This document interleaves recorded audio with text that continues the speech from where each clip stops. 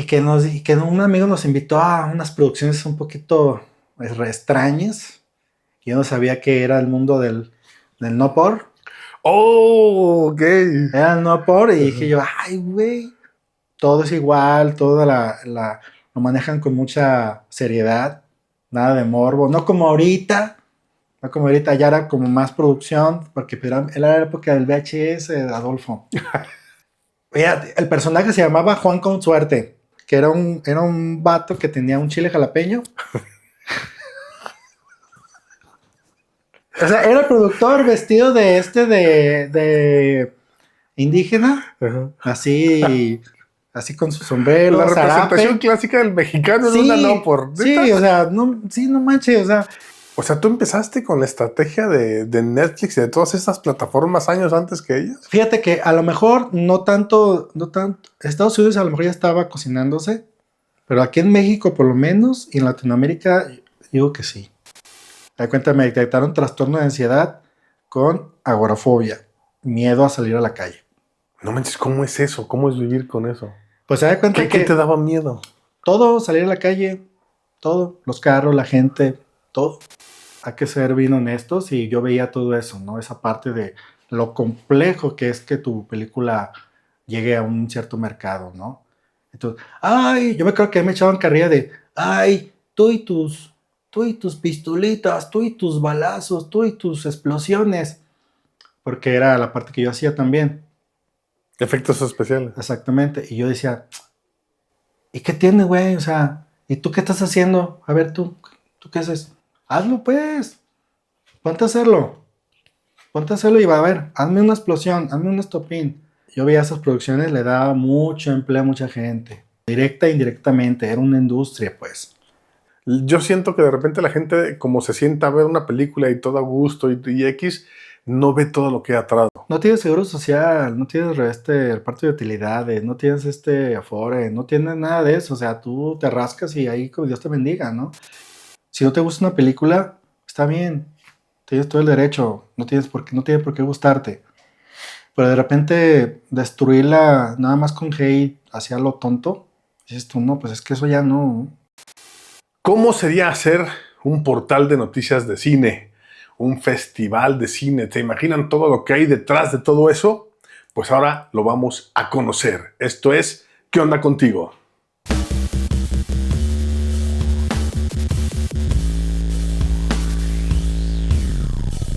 Y ahora está conmigo un gran amigo y es el encargado de un portal de noticias de cine. Le encantan las películas. Yo cada que me lo encuentro en Facebook chismeamos de la peor película que hemos visto y la verdad es muy divertido platicar con él porque sabe de todo del mundo del cine. Y ahora yo le pregunto a Os Castro, ¿qué onda contigo?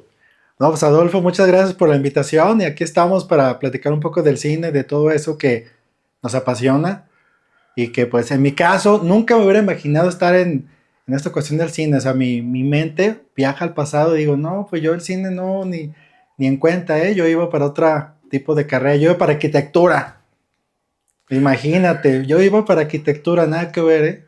Y entonces, ¿qué fue lo que cambió tu vida de construir casas a construir películas? Híjole, pues, fíjate que lo dejé me ayudó, porque durante cuatro admisiones nunca pude entrar a la carrera de arquitectura y diseño, que también iba a diseño, no pude. Entonces, hubo un tiempo en que estuve prácticamente de ocioso, de vago, en la calle así, nada más jugando y viendo a ver qué hacía de mi vida.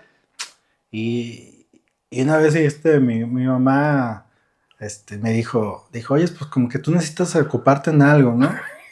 Lo que dicen todas las mamás. Sí, sí, fue bien curioso porque dije, vi un comercial, fíjate, en ese tiempo en C7, no es el C7 de ahorita, era prácticamente todo VHS y todo eso. Me dije, ay, mira, dan un cursillo de edición, una edición ahí en como una escuela de audiovisuales. Y dije, ah, pues vamos. Y entonces ahí me metí a ese curso de edición. Y ahí empezó todo esto del cine, o sea, nunca me hubiera imaginado eso, ese cambio, y me enamoré, o sea, me enamoré del montaje, me enamoré de contar historias a través de la edición, me enamoré de todo eso del guión, Y yo así como que, y más, y todavía terco, todavía terco, aunque ya estaba ya avanzando en eso, me decido volver a hacer admisión para entrar a la carrera de arquitectura. Otra vez, yo terco. Y la cuarta, bueno, dicen que la tercera es la vencida, pero para mí fue la cuarta, no estás admitido. Dije, vaya, entonces creo que por ahí me sigo otra vez voy a seguir con esta onda del cine, a ver qué pasa, ¿verdad? Está muy bonito, muy chido. Creo que el universo me está queriendo decir algo, Debe decir hijo. algo así como que, bueno, pues estamos aquí, pues hay que seguirle. Ujú. Entonces, pues, así prácticamente de esa manera tan cómica, empecé con esto del cine, estudiando cursos de edición, un diplomado en cine, edición, producción, guionista y todo eso. Me recuerdas mucho a mí, me recuerdas, ¿cómo dice la canción? Porque ¿Te pareces tanto a eso te mí? pareces tanto a mí.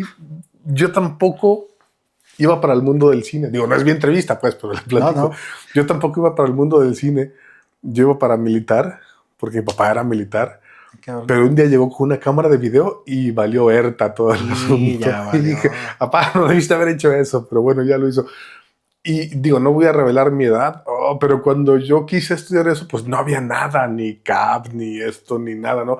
Y también me tocó tomar un diplomado en la UDG de 3 meses, no me acuerdo qué, una cosa así. Mm, Y también me enamoré, creo que esa parte del cine enamora el hecho de crear sí. la historia. No sé qué opinas tú, pero cuando yo edito una película, ver que está el timeline vacío y empieza a llenarse de cuadritos y que empieza a correr una historia y que empieza a tener narrativa y eso, no manches, me Es que hace... uno le pone ritmo, Ajá. intención, eso de que el montaje no es tan importante, yo creo que lo dice alguien que nunca ha estado ahí en la sala de edición, porque es ahí donde haces la magia, haces todo, inclusive salvas el mal trabajo que puede haber de un mal director o hasta un mal guionista, lo puedes salvar ahí, Así es. lo puedes rescatar. Y incluso, digo, me ha tocado casos de gente que presentan un proyecto ya montado, digamos, de alguna forma, y se lo presentan a otra persona y dice, no, espérate, déjame, muevo para acá, para allá, para acá. Y la misma película se ve completamente diferente. Totalmente. Sí, fíjate que del vicio del montaje o de la edición es que cuando uno ve algo externo, uno dice, yo lo hubiera cambiado aquí, lo hubiera cambiado allá. Pero también ahí uno tiene que respetar la visión de quien lo quiso contar, ¿no? A lo mejor lo quiso contar así, de esa manera, y pues bueno. ¿Y qué onda contigo, Oz? ¿Cómo así empiezas? ¿Cómo llegas tú a esto del cine ya de manera profesional? ¿Qué haces? ¿En qué momento? Digo, me imagino que tu mamá te dice, oye, pues ocúpate en algo, ¿no? Y después te dicen, oye, ¿y cómo te van a pagar por lo que haces? Sí, no. Fíjate que esto me fui de mojado, fíjate, me fui de mojado porque aparte, ya aquí había estudiado el diplomado y dije yo, no, pues ya como que ya me quedó, quiero saber más. Entonces quería estudiar la dirección de cine, pero allá en Los Ángeles. Y fui con un compa de mojados, y digo de mojados porque no creas que, sí, estudiados, con mucho dinero y ya. No, no, no, allá los fuimos a trabajar, ahí en una clínica de reducción de peso. Ya estaba ido yo de doctor, sin ser doctor. Me dieron un curso. Entonces yo no tengo pedos de ser cineasta sin ser cineasta porque yo no estudié. Tú eres cineasta. Entonces ahí nos dieron un curso no más para tratar ciertas cosas, pues nos dimos medicamentos. Pero eso los pagaba el curso de allá en Los Ángeles. Entonces prácticamente pues sí, fue muy bonito esa etapa, fue muy bonito porque ahí explotó mi cabeza de todo lo nuevo que había, ¿no? Allá. Y pues ya terminé allá el curso de dirección y todo y que un amigo nos invitó a unas producciones un poquito extrañas. Yo no sabía que era el mundo del no por. Oh, ok. Era el no por y dije Ajá. yo, ay, güey. Es que allá todo es industria, pues todo lo ven como industria. Entonces, allá era que, oye, te pago tanto por día, ¿qué onda? ¿Le entras? ¿Qué área quieres a trabajar? Y dije, ay, güey. O sea, no me están viendo como que eres un experto. No, no, no, ya estudias algo y órale, luego te meten, ¿no? Es de que estudias algo y estudias y estudias y estudias y estudias y buscas la oportunidad, no, luego te agarran. Entonces, yo lo vi como un trabajo normal.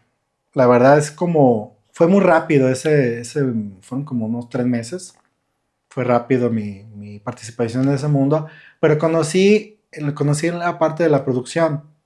todo es igual, lo manejan con mucha seriedad, nada de morbo, no como ahorita, ya era como más producción, porque era la época del VHS, Adolfo, todavía. Que Entonces, ibas a los videoclubs a rentar o a comprar tus de películas. todo eso, entonces sí, era padre todo eso, me sirvió como enseñanza, pero no fue un corto tiempo y me regresé para acá. Oye, pero cuéntanos, o sea, dices tú es igual, hacen plan de trabajo, Hacen storyboard, hacen No manches, ¿neta? sí, hacían storyboard, había un guión, había una preparación, hablar con los actores y actrices.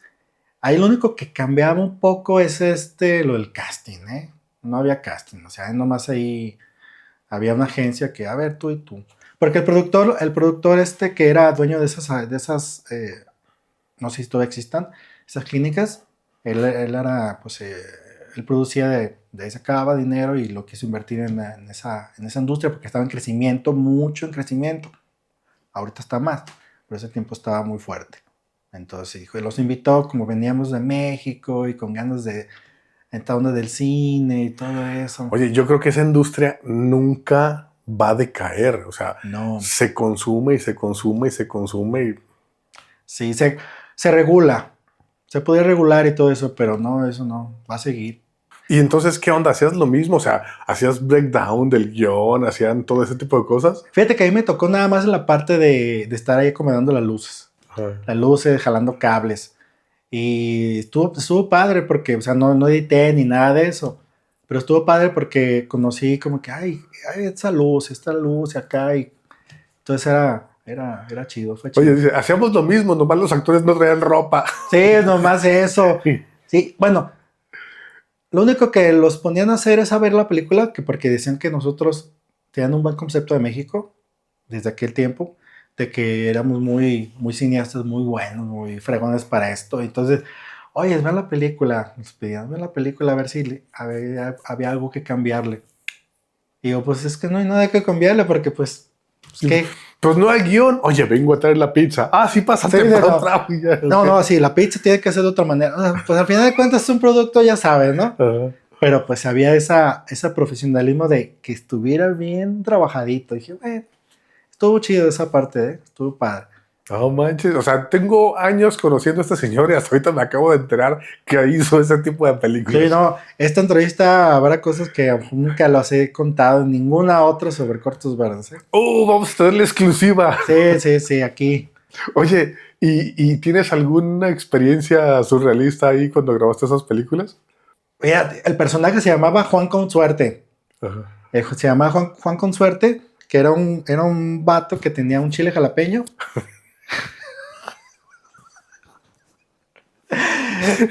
Okay. O sea, era el productor vestido de indígena, Ajá. así con su sombrero, La representación zarape. clásica del mexicano en una no por sí, ¿neta? o sea, no manches, o sea, y con un chile así como ay, ¿qué era? No sé, cerámica, yo creo. Cerámica. Y que iba acá y de repente, ay, tengo mucha sed y nomás porque, ¿cómo se dice? Sobaba el chile sin Ajá. albur.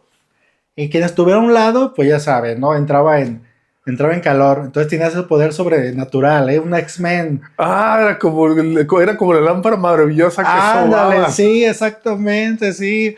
Entonces lo curioso está que La lámpara, pero en Chile. una vez que fuimos a una plaza, lo fuimos a acompañar al güey lo reconocieron al Juan con Suerte, al güey. Juan con Suerte, Juan con Suerte.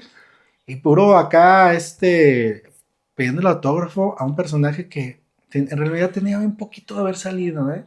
Pero ya lo reconocían en el mundo del no porn. Entonces dije, ay, güey. ¿Qué onda? ¿Me das un autógrafo, Simón? No Sí, manches. O sea. entonces él dijo, pues voy a poner a vender chiles como souvenirs y todo eso. Aquí pues eso fue lo más surrealista que me tocó vivir en cuanto al personaje de Juan Consuerte, ¿verdad? No sé si todo exista, yo una vez lo busqué y no lo encontré, pero ese era el personaje. Pues ahora vamos a buscar en YouTube a ver si existe todavía Juan A ver si Consuerte. todavía existe. No manches, o sea, digo, es chido que vayas en la calle y te reconozcan, que te piden autógrafos. Digo, cuando algunas veces hacemos alguna película, pues la gente te pide fotos y todo, pero ¿Y tú qué? No, pues a mí me reconocían por ser el que traía el chile colgando. Exacto. Sí, imagínate. O sea, ¿qué onda, verdad? No sé si a mí darme pena cuando que mi compa estaba regalando autógrafos o retirarme, mejor irme de ahí, no O sé. sentirte orgulloso Sí, de es él. que, órale. Claro que es algo que en mi currículum pues no, pues nunca lo pongo. Pongo en la productora, ya no existe el tiempo, pero ya así de lo que hacía o la industria, no, pues no, ¿para qué? Porque llegaba uno que en México, ese tiempo, pues ¿qué industria había de eso? Nada, nada, jamás, nada. Oh, qué divertida anécdota, güey. No, Sí, neta, no, no me lo imaginaba. sí, no, aparte se pasaba el vato, porque en su casa acá, vamos a ver la película que acabamos de producir. Ándale, traigan sus palomitas. El güey se trae sus palomitas, sus refrescos. Y hay que verlo y ya. En su casa, con su esposa. Sí. ¿Y sus hijos? No, Ah, no, los mandaba a que lo cuidaran. Pero es como que su esposa aquí es como de. y él era el actor. Y era el actor, productor y guionista. O sea, en ese tiempo, ya desde entonces, así las cosas. No manches, y su esposa a un lado. Sí, no, pues es que pues era una industria. Qué Ah, rollo. bueno, él no hacía las escenas que dice, él no interfería en la escena no por, no. Ah. Él nomás era el de la lámpara maravillosa. O sea, él estaba a un lado, si le decía así, los que estaban alrededor empezaron a cachondearse. Pero él no, era un vato que estaba de mojado y que buscaba la manera de No, sobrevivir. era como el del perfume. Exactamente, o sea, él no se metía, entonces pues no, por ese lado su matrimonio estaba a salvo. No, pero de todos modos, imagínate, a ver, esposa, vente a ver, hice una peli, no por, vente a verla. Sí, no, no. No, pero es que tienen al chip muy diferente, ¿eh? Todo lo ven como industria. Nadie se agüita. Tienes que ser muy, pues bastante cerrado para que te afecte. Pues yo creo que aquí en México todavía nos afectan muchas cosas. Tengo una amiga que vivió en Europa un tiempo y me dice justamente eso que tú dices, no, es que ya traen otro chip. Oye, me gusta tu pareja, dale. Oye, me gusta tu novio, dale. Y así, Sí. ok. Sí, de hecho, también ahí conocimos una productora de cine. Ella es americana, ella era norteamericana. Estaba casada con un mexicano también. Y los llevó a su casa. Tenía como unas 10 películas en ese tiempo. Pero también la forma de ver del americano, pues era muy diferente porque ella decía, ¿ustedes vienen de México? Sí. ¿No les pueden hacer unos guiones? Sí, ¿cómo no? Pero nosotros, ¿sabes cuenta de la ignorancia? Era como de, sí, y con tal de que salieran los guiones, hasta gratis los quería uno dar, ¿no? Porque no buscaba la oportunidad de que los produjeran. Pero ellos dicen, no, aquí te los vamos a pagar. Entonces, el problema está en que yo ya me regresé, ya me quería regresar, ya había terminado. Yo lo que quería estudiar, terminé y me regresé. Entonces, ya llegando acá, un amigo me dijo que había puesto una productora y ahí empecé aquí a trabajar en la productora. ¿Y qué hacías? Empecé con lo que es esta edición offline. Explíquele a nuestro público qué era la edición offline, porque ahorita nomás conocen la edición online. Sí, lo que pasa es que eran películas que se reeditaban, que ya se habían filmado en algún momento. Entonces se mandaba otra vez a revelar el negativo. Entonces llegaba el material en un formato. En ese tiempo era el Betacam. Y entonces empezaba a poner encima de lo que se fue editando el nuevo material. No, o sea, con una calidad mucho mejor. Como una remasterización, digamos. Una remasterización, exactamente. Sí. El Betacam era un cassette como de este tamaño, Sí. si mal no recuerdo, ¿no? Un Sí. cassette como de este pelo, así cuadrado, y lo metías en unas maquinotas, en unas máquinas editoras grandototas. Sí, no, estaba el 3/4, que era uno más grande, más gordo, el Betacam, no sé, ya, esos formatos. Todo era manual, todavía no. Sí estaba ya la edición online, pero eran máquinas muy, muy caras, muy sofisticadas a ese tiempo y no tenían tanta. No podía uno vaciar ahí la computadora tanto, o sea. Sí, que no existía nada de que tenemos 500 gigas de espacio. No, nada de eso, no, todo era cassette todavía, sí. Muy bonito esa etapa de. Oye, ¿a ti te tocó cuando empezaron que tenías que meter el cassette ya a la computadora, que lo conectabas por un cable, no me acuerdo ni cómo se llamaba, un cable 1394, no sé qué, y que luego la cámara no reconocía la computadora y que luego el cassette no pasaba la señal. No, pero cuando empezó esa transición de meter las cintas a la computadora, yo me acuerdo que era un cagadero, güey. Sí, no, pues es que ese tiempo era aprendizaje de que ya la regué, y este cable ya no me sirvió, ya se arruinó, o ya tienes todo en la computadora y ya se echó a perder, sí, pues sí me tocó. No, me tocó hasta la moviola, mano. ¿La qué? La ¿Qué es moviola. eso? No, ay, ¿cómo que? A Ay, ver, cuenta, no sé qué es eso. no, ya, Oh, platícanos, búscalo. platícanos. La moviola que las cintas de carretes de cine, ibas Ah, armando la película. ya. Eso fue la escuela, la Ah, escuela del ODG. Ahí donde mandé a hacer los cursos, ahí nos enseñaron un poquito de eso de la moviola. te digo que no estudié cine. No, pues ni yo, fueron diplomados. Pero ya después entré a trabajar ahí y de ahí estuve ya editando muchos años. Muchos años. Hasta el 2017. ¿Cómo cuántas películas editaste? Mismo te puedo decir que 50 de 100. Yo creo que entre 50 y 100. Porque ahorita es bien fácil hablar de editar una película. Agarras tu memoria, metes la memoria a la computadora Sí. y bajas tu material y acomodas y volteas una escena para acá y otra escena para acá. Pero en aquel tiempo realmente era todo un caos hacer eso. O sea, tenías que poner un cassette, luego acá poner tu cassette vacío, luego sincronizarlo, porque había una sincronización de las videocaseteras para que jalaran al mismo tiempo. Entonces, si tú querías que esta escena fuera acá, no había chance ya después de voltearla. O sea, ahorita No. lo haces en la computadora súper fácil, pero ya pasabas toda esta cinta hacia esta y ya quedaba así linealmente grabado. O sea, era imposible. Espérate, si querías cambiar una escena, tenías que regresarte. Casi volver a editar todo. Tienes que editar todo totalmente, o sea, cualquier cambio que había, todo se tenía que emparejar porque no había manera de corregir. Y pero ya cuando llegó la edición online, ya fue una maravilla. Eso salvó muchas horas y material y dinero. Porque pues a mí todavía me tocó esa etapa del carrete de cine que llegaba el material, que sea en cassette, pero todavía no, el online no estaba todavía ahí como tan flexible. Pues ya luego llegó estos programas tan maravillosos y bueno, fue otra historia, ¿no? No lo quiero decir cuáles, porque el lado comercial, pero llegaron esos programas y wow, Porque tampoco patrocinan. tampoco, patrocinen. Oye, ¿y después qué hiciste? Pues fíjate que al mismo tiempo me juntaba con amigos de cinéfilos, compañeros, eso, a ver películas ahí una casilla ahí, a ver películas japonesas, de todas así raras y extrañas. Y, ay, mira qué películas tan padre. Y se nos ocurrió como que, qué padre sería hablar de estas películas de las que nadie habla. Y qué padre sería hablar de los cortometrajes que nadie pela. Porque ese tiempo, pues el cortometraje, ¿quién le hacía caso? Nadie. Salvo algunos ahí, festivales perdidos, pero no, o sea, o hacías tu película y así, quién sabe, de todos modos también era dificilísimo producir aparte.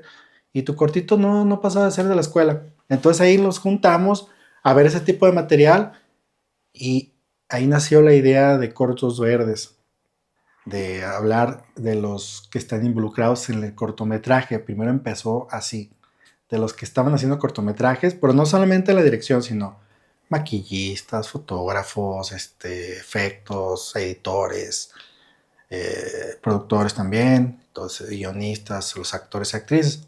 Era hablar de todo, de todos, no nomás de ciertas figuras que suelen hablar en todos lados. De Entonces, los que siempre se habla. sí, lo que siempre quisimos democratizar un poquito esa parte y pues así nos aventamos estos amigos, un servidor, a hacerlo eso en el 2008. Empezamos. Con un portal de noticias, fue un portal de noticias y eso fue durante, ¿qué? 5 años, 6 años, no recuerdo bien las fechas. Y luego ya nos armamos una muestra de cortometrajes también. Ojo, aclaro, desafortunadamente, todo, y digo desafortunadamente, todo era sin fines de lucro. Todo era en nuestro bolsillo, de nuestros sueldos. sea, no teníamos patrocinadores. Era puro amor al arte. Y ahora sí, como decían, era Como muy, dicen. como dicen, era muy, muy difícil llevarlo a flote, pero yo creo que era más las ganas de hacerlo que otra cosa. Ahí intentamos muchas veces buscar el apoyo de instancias culturales, pero no, nunca lo pudimos obtener. Y vaya que hicimos varios intentos y no pudimos. No sé qué sea eso, amiguismo, tienes que conocer a alguien, no lo sé, la cosa es que no. Pero por eso no nos rajamos, seguimos con nuestro plan, seguimos hasta donde pudimos. Y ya en el 2017, 18, tomé una pausa, cortos verdes y ya. 2017, 18, se acabó un rato, era insostenible, se fue saliendo mucha gente y me quedé yo como al frente y ya mi socia y yo, bueno, quien está conmigo todavía en este proyecto, ya no pudimos llevarlo a flote. O sea, fue como todo mucho renaceres, resurrecciones, muertes, ese proyecto ha tenido. Ok. Pero apenas ahorita lo estamos empezando a retomar otra vez, pero ya con un poquito más de hacerlo autosustentable, pues. Ya, ya no depender de lo que uno pueda ganar, sino también que genere un poco para que también se haga a flote, ¿no? Pero todos esos años que estoy diciendo, pues, híjole, sí, no me arrepiento, de nada, no me arrepiento de que a veces no tenía uno ni para así como que, híjoles, pero se lo metía todo a la muestra, o que necesita esto, o fulano necesita esto, o las que... No me arrepiento de nada, jamás. Si no, creo que al tercer año veíamos muestras y veíamos proyectos iguales que empezaron a nacer, que primero los conocían y luego lanzaban sus propios proyectos y era como de, bueno, está bien, pero como no veían luego dinero, tronaban al año. Entonces nosotros la seguíamos, porque era más el amor, ¿eh? Es como de, ay, llegó este sueldo, pues tanto, ¿eh? Y en este tiempo, Cortos Verdes, tuvimos como ¿cómo llamarle a eso? La idea de poner cortometrajes en línea. Cuando YouTube apenas estaba empezando, Cortos Verdes empezó a poner cortometrajes en línea en su propio servicio pues ¿qué dirían? Void o como le hacen. Esto fue un servidor allá en la India. Teníamos ahí contratado un servidor en la India. Eso sí, para tener el espacio para subir cosas. Uno podía subir ahí sus archivos y tener sus documentos. En ese tiempo las nubes no estaban de moda, pero tenía la opción de subir cortometrajes. Entonces nosotros empezamos a subir cortometrajes y hacer como una interfase para que la gente pudiera darle play y ver el corto. Como un video on demand. Como medio de man. Pero tenía la opción de poner comerciales. Tenía que poner comerciales si uno quisiera ponerlo. O sea, eso todavía ni existía, todavía no. Y nosotros tratamos por ese lado también, pero ¿sabes qué? O sea, tú empezaste con la estrategia de Netflix y de todas estas plataformas años antes que ellas. Fíjate que a lo mejor no tanto, Estados Unidos a lo mejor ya estaba cocinándose, pero aquí en México por lo menos y en Latinoamérica digo que sí. Sí, pero el problema es que Cortos Verdes nació en el país y en el año equivocado.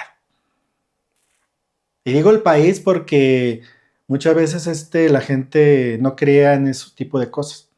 Se pensaba que el poner un anuncio en línea era una estafa, que nadie lo iba a ver, que era ridículo. Entonces dijimos, bueno, pues entonces ya esa parte creo que la gente todavía no confía. Yo digo que si Cortos Verdes hubiera estado en Los Ángeles, ahorita hubiera sido, no como Netflix, pero sí a lo mejor la infraestructura o a lo mejor la programación lo hubiera comprado, no sé. Pues es que ahorita justamente es lo que están haciendo muchas plataformas. Entran películas en video on demand y pues ya la gente está pagando para ver su película. Y plataformas actuales, ahorita que digo, no las mencionamos para no darles publicidad, pero las plataformas que ahorita tiene la gente en su televisión, en su tableta, en su celular, pues la mayoría tienen esa modalidad de video on demand. Sí. Sí, pues todo eso ya está ahorita pues ya bien estudiado y bien puesto y todo. Y sabemos que la publicidad en línea es la que rifa ahorita, ¿no? Exacto, incluso estas plataformas, digo, no sé si hayan tenido un decremento en sus suscriptores o algo así, o que por el costo de la suscripción de estas plataformas que sí te cobran, porque hay plataformas gratuitas y hay plataformas que te cobran, pues no sé si eso haya aminorado, me explico, la gente que las consume, porque qué curioso que sacan su ¿cómo se llama? Su membresía que te cuesta tanto sin comerciales y ahora sacan su membresía más barata con comerciales. Y decían ellos que nunca iban a volver a la televisión clásica. Y ve, ahí está funcionando, ¿no? Y en este caso nosotros, pues, simplemente era un proyecto muy adelantado para la época. Y pues bueno, no funcionó en su momento y pues no los agüitamos, fue una experiencia muy chida y todo. Pero al mismo tiempo terminó eso y nosotros seguimos con la parte de difusión. Difusión de los cortos, empezamos con los largometrajes también, de los que hacían películas y todo. Y ya nació ahí Multifest, la muestra de cortos. Y esta parte, digo, pues se quedó atrás, ¿no? Pero fíjate que en ese inter de los años conocimos a los de Nuflix. Lo de Nuflix, ellos eran el Netflix mexicano realmente, esos. Eran un grupo de tres personas que crearon una plataforma como Netflix, pero para México.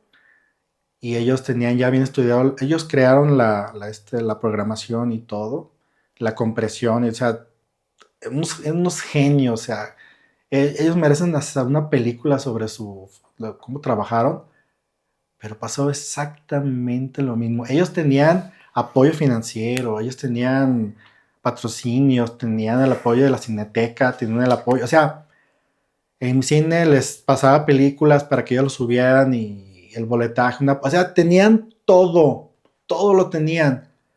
Y pero ellos también se toparon con la parte de que había nacido en el país en el año incorrecto. Fíjate que analizando lo que dices, creo que tienes toda la razón. Digo, nosotros estamos educados, México está educado gracias a las telenovelas, entonces creo que mucha de nuestra cultura era esa televisión abierta, ¿me explico? Sí. Y que pues era lo que teníamos y lo que tenía mi mamá y lo que tenía mi abuelita y X, Y, Z. Yo recuerdo que hace muchos años alguien, por ahí un saludo para Chuy Vázquez, me platicó que en algún momento las películas las iban a pasar por internet. Y así, no, Chuy, no, en serio. No, sí, hermanito, así me decía, sí, hermanito, un día todo eso va a pasar por internet. Van a subir las películas a una plataforma y tú las vas a descargar para verlas y así. No, Chuy, neta. Y vaya razón tenía este Chuy, no manches. Y es que, ¿sabes qué? Yo creo que de repente hay que hacerle caso a los locos que andan por ahí diciendo cosas incongruentes. Ajá. Y por algo lo dicen, ¿no? Por algo lo dicen. Yo recuerdo, digo, es una anécdota de que... Échale, échale. Sí, yo recuerdo cuando en donde yo trabajaba, les propuse la idea de que vendieran sus películas en línea. O sea, las películas en ese tiempo en VHS, para que las pudieran vender. O tener la opción de poner así para que le dan play y pagar por una suscripción. Hice el plan de trabajo, hice el plan de, ¿cómo se dice? El plan de negocios. El plan de negocios, de todo y cómo hacerlo y se lo presenté a la persona, al dueño de la empresa y le encantó la idea.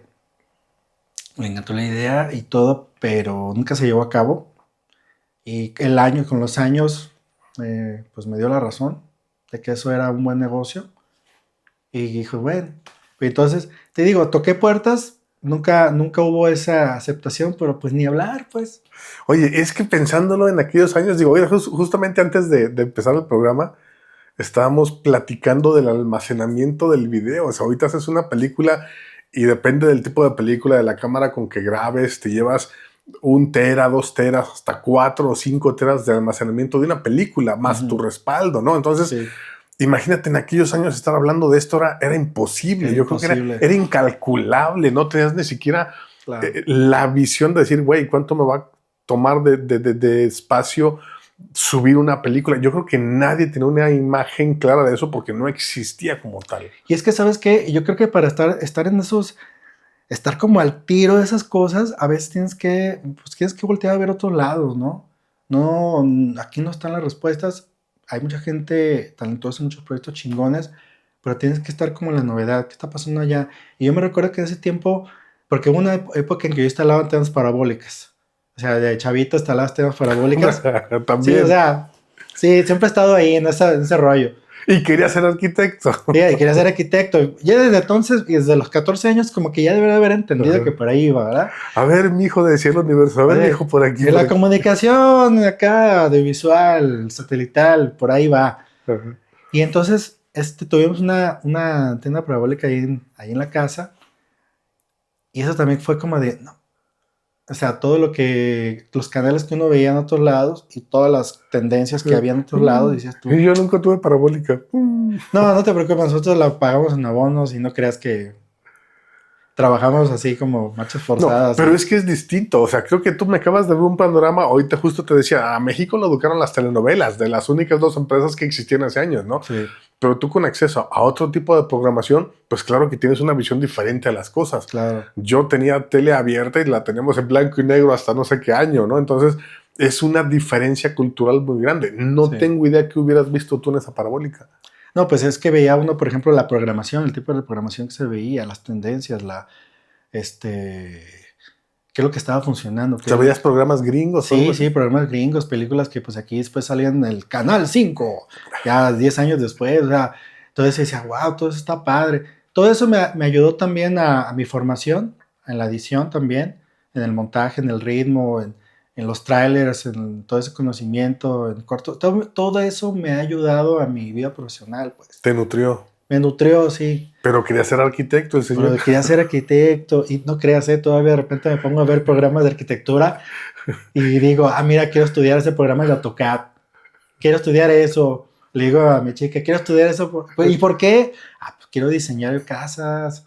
Quiero diseñar un cine. Eso sí te doy chance. Eso sí. Ponte a hacer cine. Nomás dame el terreno. Oye, no tenía ni parabólica. No, que la que yo no te digo, no. Entonces, no creas que yo vengo de familia, no, que ver, no. La parabólica de la primera que compramos, no los alcanzaba el dinero. Y fuimos al lugar donde la vendían, el brazo que lo movía, nos lo regalaron, el transponder, que es como el que te programaba para que se moviera, nos lo regalaron. A quien trabajamos en las instalaciones, nos dio muchas piezas, no creas que la compramos toda. Entonces de ahí fuimos haciendo sus piezas. Cuando fuimos por el fierro ese, el disco de plato. El vecino le encantaba, era el papá de un amigo, le encantaba ese rollo también. Él se ponía a vender ratoneras. ¿Te acuerdas de las ratoneras? No. Híjoles. ¿Te acuerdas del CBC? ¿El CBC? CBC, Cinevisión en casa. Puta. Eran unos platos con eran unos platos así que eran antenitas, que se ven 2 canales nada más. Antes no estaba ni el cable. Bueno, no, ya. Te digo que a mí, o sea, no, teníamos tres blanco y negros. Oye, pero como a mis 20 años no os conoces. La cosa está en que el vecino nos cooperó para comprarla porque se emocionó tanto como nosotros. Si no, tampoco lo hubiéramos comprado. Está bien, pero la tenías. Sí, no, pues sí, pero pues no pagamos instaladores. Nosotros la instalamos. Yo era el instalador. No, las primeras veces uno lo tenía que mover. A ver, ya se ve. Ahí está uno. Ahí está, ya se ve. Ya, se sintonizó el canal. Sí. O sea, mi papá se salía a mover la antena porque tenemos una antena de aire y era, ya, no, espérate, no, ya se ve mal otra vez, no, regrésate. Ya se ve el blanco y negro. Ya se ve a color. ¿A poco no pasaba? Sí, no manches. Sí, entonces, pero fue chido, o sea, tenía ahí ya esa venita ahí corría, fíjate. Yo terco con arquitectura y diseño. Bueno, ¿y luego qué más? Y ya, que la maestra esta que te digo, con el tiempo, pues ya fue la maestra internacional de cortometrajes. Y ahí ya nos profesionalizamos más en este aspecto de la difusión. También ahí estuvimos con varios festivales en México haciendo como mancuerna para que ellos mandaran sus cortos, los ganadores de sus cortos y hacer una curaduría. Y fue el festival fue creciendo y todo. Pero pues ya nos ganó el terror. Nos ganó el terror en cuanto a querer hacer una muestra de cortos de terror. Y de ahí hicimos un festival de terror. Entonces paramos, la muestra de Internacional de Cortometrajes paró, la muestra de cortos y calofriantes paró y nos dedicamos a ese festival de terror que fueron 3 ediciones nada más. Pero ya te voy a decir la verdad, o sea, yo la verdad ya estaba bien desgastado, ya económicamente, física y emocionalmente ya estaba muy desgastado. Ya en el 2017 terminé mi relación laboral ahí en la productora esa y la verdad ya había fallecido mi papá en diciembre del 2016, mi mamá enfermó, todo esto tiene que ver, en 2017 mi mamá le detectaron una enfermedad, pues ya prácticamente la habían desahuciado, estuve con ella y falleció, pues prácticamente y en cuanto yo salí de laborar y todo, fue estar con ella, ya no podía dedicar así, ya mi mente estaba truncada, así estaba, pero aún así queda una edición por hacer, la del 2018 de este festival de terror, pero yo no sé ni cómo la hice, ¿eh? Pero fue la última y ya no quise saber, porque entré en depresión, así, mala onda, ansiedad y toda acá enfermedad fea, así, fibromialgia y no, o sea, ya no quería ni salir de mi casa, no podía salir de mi casa, me da miedo salir de mi casa. O sea, estaba Miedo. miedo, agorafobia. De cuenta, me detectaron trastorno de ansiedad con agorafobia, miedo a salir a la calle. No manches, ¿cómo es eso? ¿Cómo es vivir con eso? Pues se da cuenta ¿Qué que te daba miedo? todo, salir a la calle, todo, los carros, la gente, todo. Sí, salí a la puerta de mi casa y me daba miedo. Físicamente, fueron muchos años de estrés que se fueron acumulando de muchas circunstancias personales, laborales, emocionales, todo así. Pero perdón, digo, yo no conozco de este tema, por eso te pregunto. Sí. Era así como que salías y pensabas que la gente te iba a hacer algo, te iban a hacer algún daño, o cómo funciona eso. Fíjate que tú vas caminando por la calle y sientes que te vas a desvivir. ¿Por qué? Haz de cuenta que yo sentí que cuando salía a la calle o cuando me asomaba a la puerta, porque en ese tiempo no podías ni salir a la banqueta, sentía que me iba a desvivir y que me iba a dar un infarto. Realmente me daba ataques de pánico. Ataques de ansiedad es muy diferente a ataques de pánico. Entonces, cuando yo me traté esto, pues duré como 3 años en tratamiento, en terapia. En terapia, pero también tuve que cambiar mis hábitos alimenticios, personales, todo. O sea, fue como renacer, Un ¿no? reset Un total. reset total, o sea, claro, hay cosas que no se olvidan, cosas que ahí van a estar, pero uno ya los ve con otra filosofía, ¿no? Como que el perdón es una parte muy importante en esta etapa de la ansiedad, sí.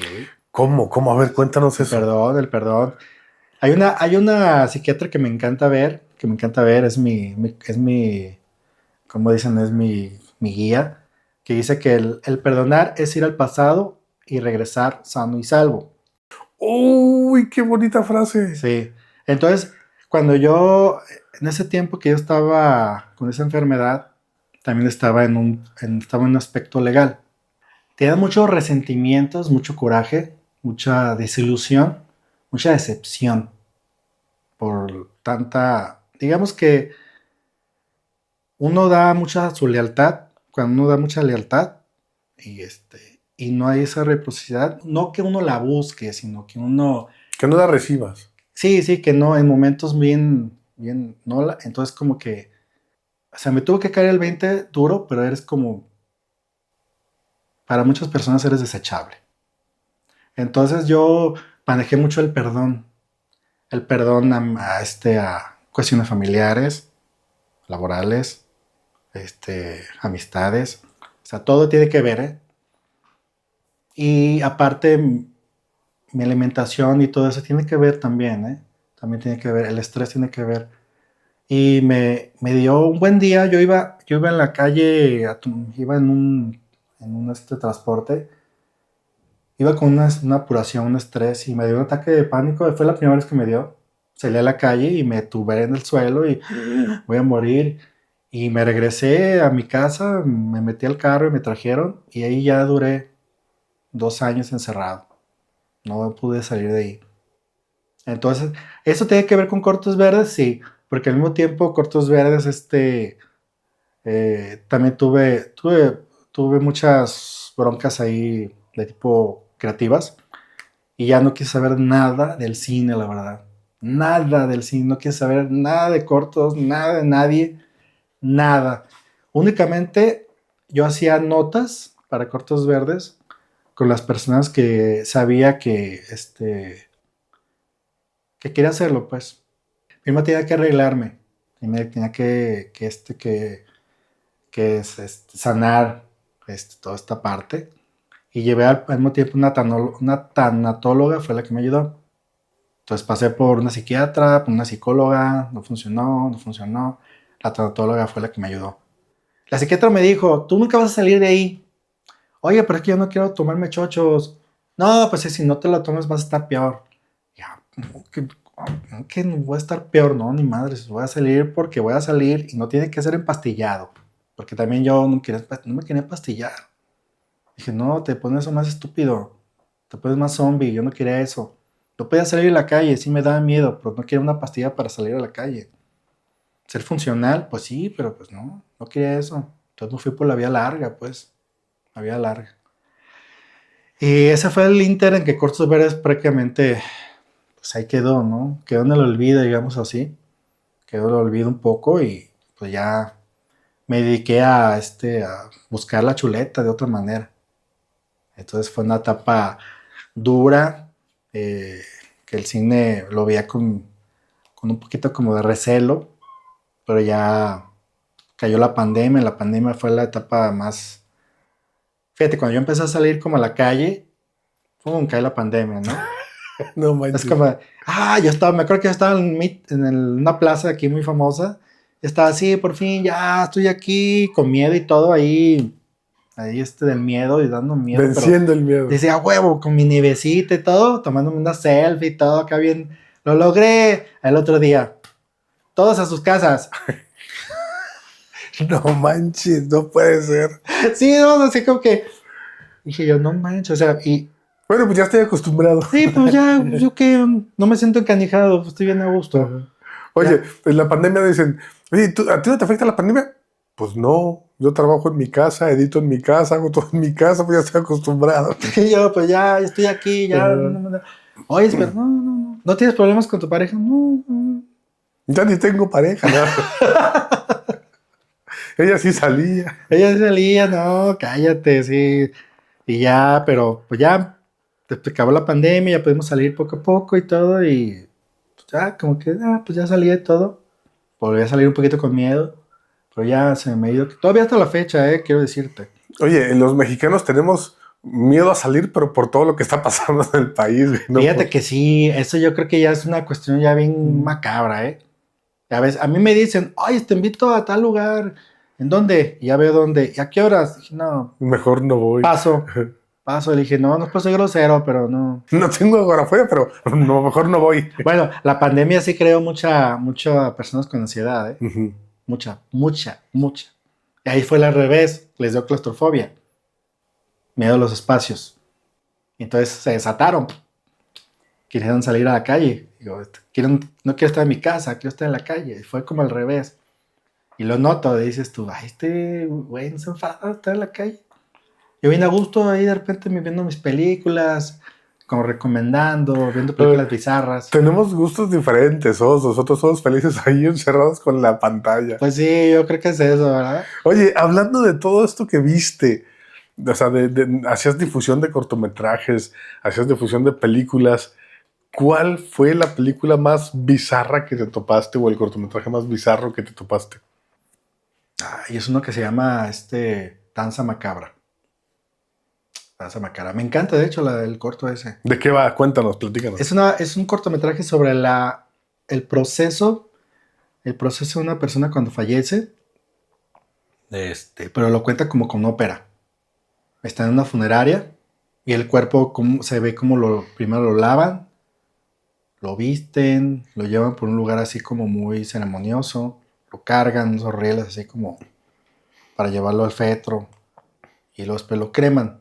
Pero todo es contado como en, no sé si sea un auditorio, es un auditorio abandonado, pero no sé si aquí, pero es muy poético ese corto, me encanta ese. Fue uno de los primeros que los mandó al festival Mórbido, Mórbido Film Fest, ahí se dio al principio de la mancuerna que hicimos, y yo lo vi y dije, ay, me encanta este corto, porque hay otros como que sí, bueno, hay otro, ay, con su madre, son unos vendecillos que salen unos garrotes y que van desviviendo así como en una ciudad.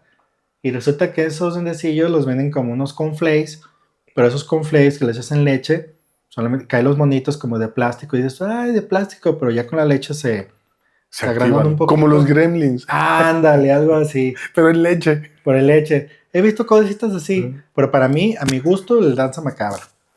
Oye, me hiciste recordar a los gremlins y por ahí hay una película, digo, no tiene nada que ver con los gremlins, hablando de cosas bizarras, no sé si la llegaste a ver, se llama Tusk. No, todos. Tusk, No. Foca, porque es un escritor que va a buscar una historia de terror a otro país y llega con un científico que hace experimentos corporales y todo el rollo, y pues lo va sometiendo poco a poco, lo va modificando hasta que lo convierte en una foca. Pero la película yo la estaba viendo así de, what the fuck? Pero de verdad a mí me impresionó el cómo una persona puede perder toda su individualidad por sentirse preso. Y dices, güey, ¿qué pedo con esta película? No, pues eso ya parece pandémico. No, está impresionante. Y sale el chavito que sale en Jeepers Creepers. No sé si te acuerdas de esa película. En la primera. En la primera es una pareja que andan en una carretera. Ah, El chavito ese es el que sale de protagonista en esta de Tusk. pero fíjate que esas películas casi nunca les dan. Uno las tiene que buscar, Difusión, ¿eh? ajá. Y esa era parte también lo que nosotros hacíamos en Cortos Verdes. Buscar esos trabajos que de repente no Difusión. tenían difusión. Sobre todo los cortos, digo, a final de cuentas, nuestra especialidad siempre, hasta la fecha, son los cortos. Nada más que ya los metimos a los largometrajes, aparte, después de que ya se activó un poco este proyecto, pues.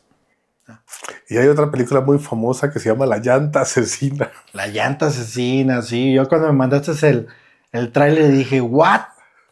¿Qué? ¿Cómo es posible? Pensé que lo había visto todo. Es de esas que dice, ¿quién produce una película como esta? O sea, ¿quién dice, ah, sí, yo le pongo dinero a una película que Y tú eso te nos gusta? habla, fíjate, eso nos habla de lo que te decía al principio, que ese tipo de como de ideas sí las producen en otros lados porque dicen, sí, ¿por qué no? Hay gente que sí lo va a ver, pero Latinoamérica, sí notamos con las curadurías que nos mandaban, es que era muy diferente la curaduría de Chile, la de Argentina, la de Colombia, la de España, la de México. Es muy diferente como el matiz del cómo cuenta cada quien. Los chilenos son bien gore, ¿eh? Bien random los chilenos. La verdad son bien, no sé, no tienen, no se limitan a querer contar algo bizarro, ¿eh? Los argentinos son más como artista, más como de introspección, más así. Los españoles son más hollywoodenses. Ahí son, ay, cada corte dices tú, no, esto es una pinche película hollywoodense. Y México es un poquito de todo, ¿eh? Pero es más como la onda, la pobreza, los balazos, el Mm, narco. Me ganaste, o sea, eso te iba a decir como que México tiene, digo, hablamos de cultura, hablamos de idiosincrasia, hablamos de todo eso, pero yo casi siempre he visto que prevalece más esa parte de la pobreza, de las desgracias. O sea, tuve, por ejemplo, Amores Perros, que es una que sí, yo creo que todo el mundo le identifica, ¿no? O sea, ves pobreza, ves desgracias, ves todo ese tipo de cosas y como que es un constante tanto en las películas, Sí, tanto como en los cortometrajes. Digo, de películas, si hablamos de películas ya de las que tienen presupuesto, pues tienen que ver con Marta y Gareda y con Omar Chaparro, ¿no? Entonces, pues exacto. es otro tipo de cine. Pero también, aunque sea ese tipo de cine, el que ya tiene presupuesto de impuestos fiscales, de las empresas de privado, etcétera, etcétera, etcétera, se van por ese tipo de películas, de comedias donde aparezcan actores famosillos que la gente quiera ver. Claro. Y cuando hablamos de cine independiente, pues se van por esa parte de las desgracias, de la pobreza, etcétera. O sea, yo siento que está muy definido por esa parte. Sí, está muy definido, muy marcado, pero siento que como que ya hay un punto en que como que harta, ¿no? Como que necesitan otro tipo de temáticas. A final de cuentas, dices, bueno, pues quiero vender, pues voy a vender, pues entonces voy a poner esto. Entonces, o vas a ponerte. Pero si tú quieres contar otra cosa, ¿por qué no hacerlo diferente, no? Yo siento que de repente a la gente lo que toca es decir, le da miedo no vender. Porque a mí me tocó hace muchos años ver una película de ciencia ficción mexicana de un niño que jugaba canicas, no sé si la viste. Creo que se llama Zurdo, una cosa así. Claro, sí, Entonces, a mí se claro, me hizo muy interesante claro. la propuesta, pero pues no generó, no ganó, la sala estaba vacía, había 10 personas en la sala, Sí. pero una película de ficción mexicana. Pues es que el público mexicano no lo demerito. Lo que pasa es que estamos acostumbrados a esperar algo de Estados Unidos, así, de grandes producciones, con gente famosa y el crush de muchas o el crush de muchos. Quieren ver eso. Entonces, pues muestras una película de ciencia ficción y dicen, no, pues, ¿por qué?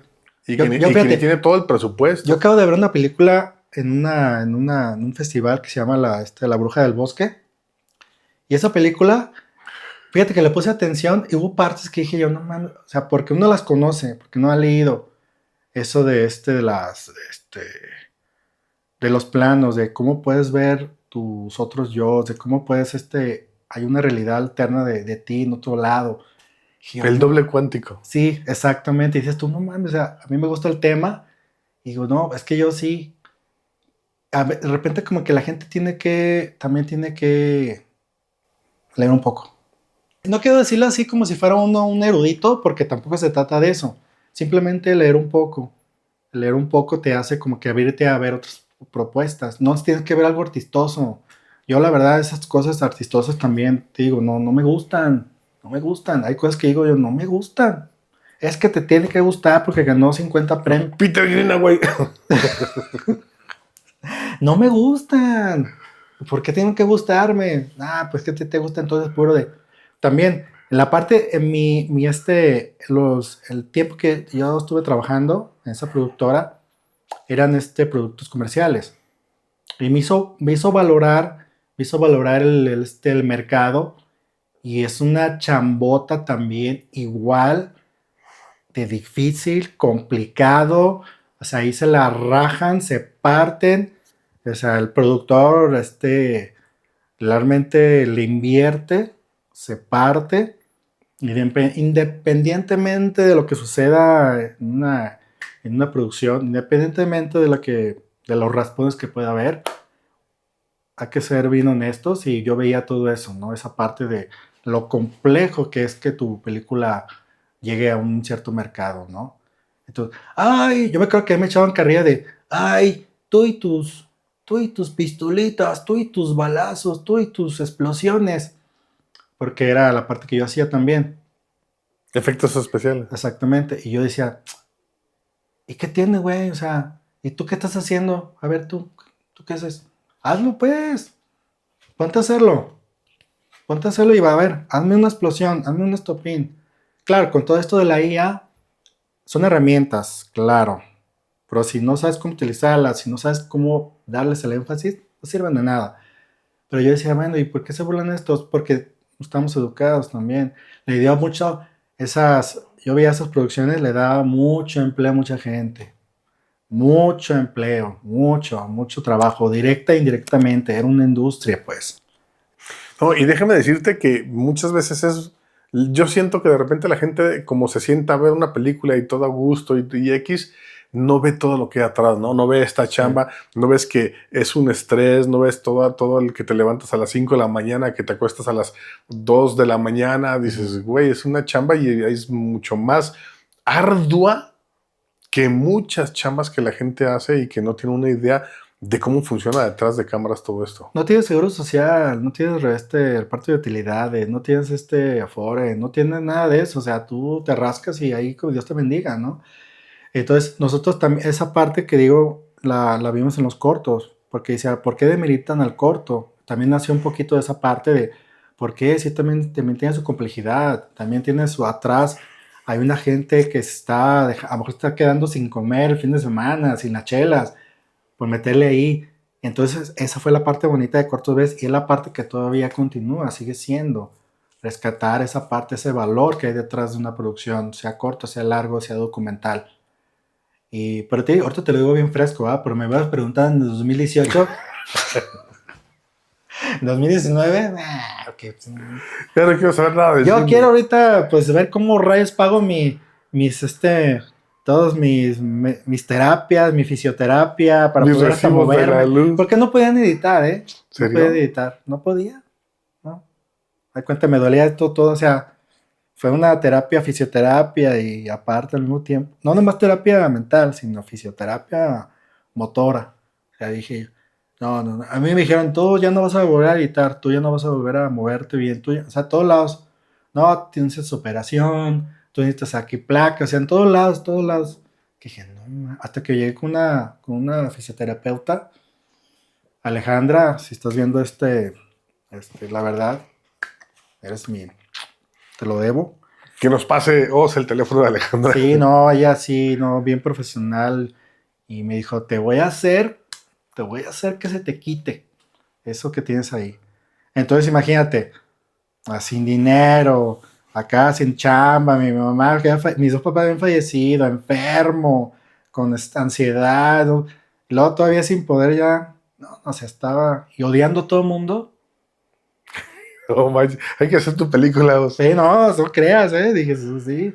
Todos dicen, mira, es bien tranquilo, no, pero, no, o sea, nunca tuve así como que ganas de desvivirme, no, nada de eso.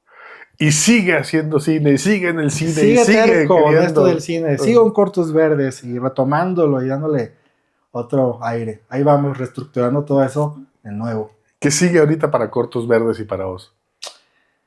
Para Cortos Verdes sigue en una nueva etapa de actualizarse en las cuestiones ya que hay ahorita. Cortos Verdes con IA. A que no lo creas. Oh. Y en cuanto a mí, actualizarme también, porque digo, también tengo que actualizarme, estoy ahorita metido en esta cuestión de la edición, de lo que hay nuevo, lo que hay no aquí, sino en otros lados, toda esa parte de la producción, retomar esa parte de la dirección que dejé, que pues la estudié mucho y todo, hice cortos y todo muy padre, pero así como de una manera ya aventarme, no, nunca lo he hecho, nunca lo pude hacer, entonces ahora quiero ver qué se nos da por ese camino, ¿verdad? Pues es hora de vencer otros miedos. Exactamente, así es hora de vencer otro miedo. Nada más que no salga un Juan con suerte, todo está bien, ¿eh? un chile mágico. Pero sí, pues yo espero que se dé. Paso a pasito. Ahí vamos a ir. Qué chido. La película que os mencionó, La Bruja del Bosque, es La Bruja del Bosque Oscuro. Por si la quieren ver, búsquenla en plataformas. Comercial. Ay, sí es cierto, La Bruja del Bosque Oscuro. Ay, te digo. Oye, yo tengo una duda. Que siempre, o sea, te la quise preguntar, pero nunca me atreví porque yo cuando te conocí dije, cortos verdes, pues han de ser cortos ecológicos o ¿por qué verdes? Te voy a contar cómo nació realmente el nombre.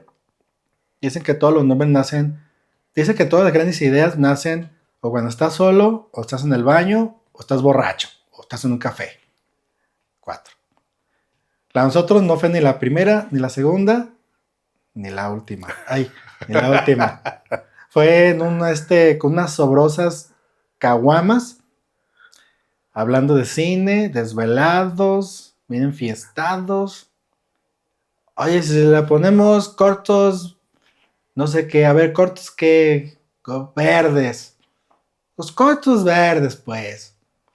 O sea, fue una como... Decisión unánime. Sí, fue una decisión unánime. Y de ahí nació, pues, también el nombre, ¿verdad? No decimos estudio de mercado. Mandamos a hacer unas ahí preguntas en la calle. No, así como van las cosas, pues, árale, vamos al chile. Con una cagua. Con una caguama, con gente que le apasiona la onda. Y de ahí nació. Ese es el nombre. Pues ya se quitó mi duda de hace 10 años. ¿Película favorita y por qué? Jesús de Nazaret. Ok. Sí. No la vi venir. Sí, yo sé que no. Porque esa la vi cuando tenía yo 12 años en el cine Cuauhtémoc, que está ahí que ahorita es un estacionamiento. Oh, qué triste. Todos los años en Semana Santa nos llevaban, mi mamá los llevaba a ver esa película, que era Semana Santa. Pero a mí lo que me encantaba era la recreación. Dije yo, wow, ¿cómo es posible que hayan traído a la vida a Jesucristo si se desvivió vestimenta, o sea, todo, o sea, océanos? Me encantó, yo creo que el arte, todo eso, ¿no? ¿Cómo lo pudieron llevar a cabo, no? La producción. La producción. ¿Cuántos años tenías? 12 años, no, 10 años la vi. Y luego el siguiente año nos volvieron a llevar. Es la edad en la que nos impresionaba todo. Todo, sí. Entonces esa, de Franco Sefirelli. Wow, mira qué Director. chido. Entonces esa fue la primera película que a mí me impresionó en lo personal, ¿eh? Esa fue así como que, wow, todo eso. ¿Cómo lo hicieron? ¿Cómo lo lograron, no? La que te hizo tener ganas de hacer cine. La que me dio esta espinita, sí. Es que eso es lo chido, esto lo acabas de decir, cómo recrearon esa época de Jesús, cómo esto, yo es lo que me asombra de ver una película, todo lo que hacen para las películas.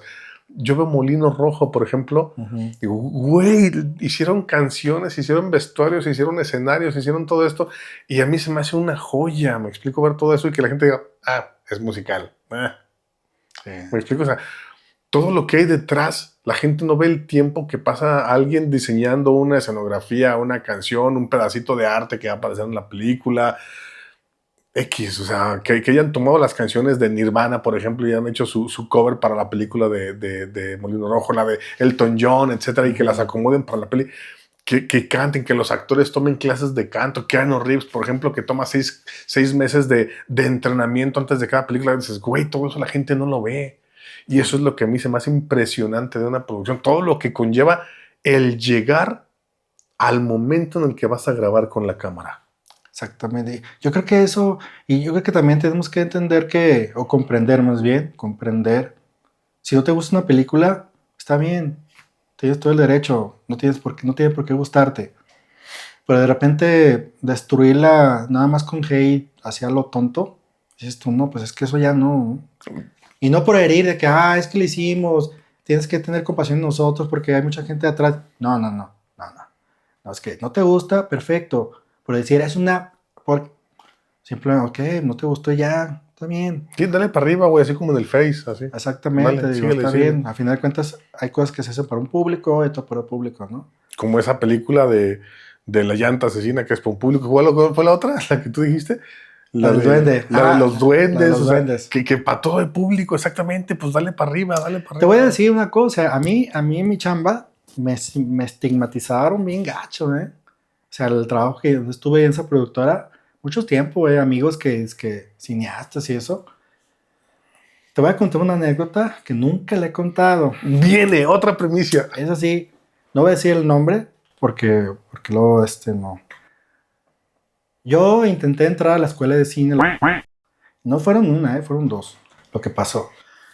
Entonces, en el examen de conocimiento de cine, todo bien. El examen de teórico, todo bien. La calificación del que tiene la prepa, todo bien. Pero tiene que tener una entrevista con alguien de por qué quiere estudiar cine ahí. Y neta, no es broma, nada más por mi forma de vestir, me dijo que yo no tenía entrada, no tenía yo cabida en esa escuela. Neta. Y dije yo, eso sí me movió, No, pues te enoja. Porque me dijo, es que tú fíjate los que están estudiando cine aquí, cómo van, cómo son su vestimenta. Raritos. No, yo no lo dije. Y tanto, dije, hijo, ese tiempo ya estaba yo en la productora. Entonces, cuando volví a hacer trámites el siguiente año, fue con esta misma persona y me volvió a decir lo mismo. Dije yo, no. Le dije, oiga, ¿no se acuerda de mí? Porque él me dio clases en el diplomado, pues. Y no, tu trabajo es maravilloso. Ese tiempo. Pero ahí como ya tenía un puesto más importante, entonces no, por mi forma de vestir. Dije, ay. Pero sí, esa también me marcó mucho, Eso también fue parte de que Cortos Verdes se pusiera más terco con las personas que hacían cine no convencional en cuanto a la parte artística. No van a decir, no, es que tú estás dolido. No es eso. Es que es lo mismo valioso este cine que está haciendo, es igual de valioso mi trabajo donde yo estoy que lo que están haciendo, produciendo, que lo que ustedes están haciendo. Entonces fue como de, que también, durante el transcurso del tiempo, gente buenísima a toda madre, que también conocimos ahí saliendo del UDG, que estuvieron ahí, a todísima madre y todos sus trabajos espectaculares. Pero pues, ¿qué te puedo decir? O esa parte de cuando pones a alguien en un puesto que no, pues vaya, Y políticas. Y creo que desafortunadamente eso es algo que pasa mucho en México. Exactamente. Sí. No sé si con esto me van a querer decir que no, pues no, en realidad no me importa, ¿eh? No me importa. A final de cuentas, yo, mi escuela cinematográfica siempre ha sido la que genere La vida real. sí, la verdad. Es que sí, o sea, tú lo acabas de decir, la chamba de un fotógrafo es la misma haciendo una peliculita, bueno, no por una película de arte, una película de balazos, una película de X, o sea, es la misma chamba. Exactamente. O sea, pones la cámara, buscas un encuadre, buscas una iluminación, buscas el mejor ángulo, etcétera, etcétera, etcétera. Te podría contar de muchas anécdotas de muchos directores que en su momento quisieron buscar trabajo y pues, pero venían sintiéndose Guillermo del Toro, pero Guillermo del Toro es Guillermo del Toro. Pero pues no vengas tú a venir a decirme que mereces todas las perlas de la Virgen. Digo, está bien, yo siempre he dicho que el director dentro de la película es el de la batuta, es el capitán. Es el capitán, pero tampoco vengas con tus ánfulas de soberbia, o sea, bájale, porque es un trabajo en equipo. Si el productor te falla, valió más todo. Si el gaffer ese día no viene, se enferma, pues hay que buscar, pero pues también te va a atrasar. Entonces, yo siento que hay que tener respeto, ¿verdad? Sí, sobre todo. Digo, el director para mí es el capitán. Para mí, en lo personal. Cuando es su película, porque cuando es la película del productor ya cambia completamente la cosa. Sí, cambia también, pero también ahí yo siento que también el productor debe de arropar al director, debe de arroparlo para que su obra se lleve a cabo de la mejor manera. Porque si es que yo pienso esto y esto, sí, también los productores también tienen que velar por su producto, ¿verdad? Su película. Por su inversión. Claro que sí, claro que sí. Pero si ya desde entonces ya se ve que está chida la cosa, hay que arroparlo, ¿no? Pero digo, a fin de cuentas en todos lados pasan, ¿no? Pero esa fue la anécdota, así que también, digamos que marcó un poco a Cortos Verdes, de decir, bueno, pues entonces toda esta gente que también necesita un escaparate para que sigan sus trabajos. Y te lo digo, fue sin fines de lucro, y lo vuelvo a repetir porque mucha gente no los cree. Desde el 2008 hasta el 2017, 18, fue eso. Es que son esos proyectos a los que tú le inviertes, no que el proyecto te está dando a ti. Uno le mete, y como tú dijiste, por amor al arte. Sí. Porque esa es la necesidad del artista, estar creando. Y muchas veces él es el que está invirtiendo para poder lograr esos proyectos. Sí, mucho me decían que fue una estupidez, el proyecto porque nunca le saqué dinero. Pero en ese tiempo, pues, la verdad, pues yo decía, pues tengo mi sueldo, de ahí sale, de ahí me la mareo, con todos mis problemas financieros que tengo de otro lado, no hay bronca. ¿Lo ven? Y, o sea, amo este proyecto y bueno, pues...